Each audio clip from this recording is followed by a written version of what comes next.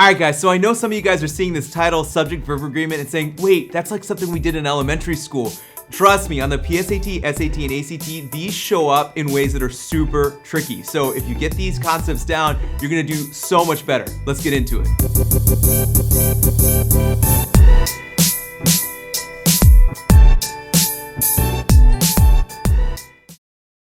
What's really cool is that things that we're working on here, especially in this lesson, they're going to apply to a lot more than just the PSAT, SAT, and ACT. They're going to apply to your actual writing. See, these are tougher subject-verb agreement questions, and the thing is that these are common mistakes students make all the time. So it's really important to know how to use these words properly so that you write them properly in your own writing, and then also that you can get these types of questions right.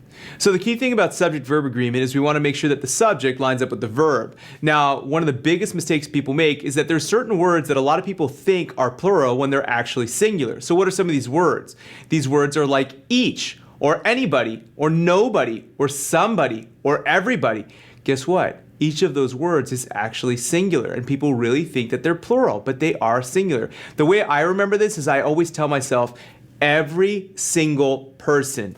Every single person is. The other way that you can do it is just say to yourself, is it going to be everybody are? No, you're going to say everybody is. Are you going to say anybody are? No, you're going to say anybody is. And the same thing goes with either, and it also goes with neither. Now, either or, neither nor, that's a completely different thing. We're going to deal with that when we actually see a question with this. But if you see either by itself or neither by itself, it's singular. So let's take a look at this question. So this question says, either of the squirrels is good at collecting nuts.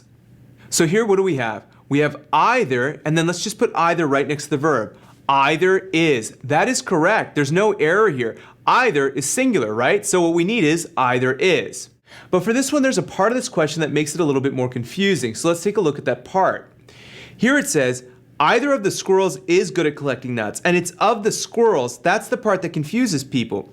When you see that of the squirrels part, you might think it's plural, but that's why it's really important to take the subject, which is either, and put it right next to the verb, which is.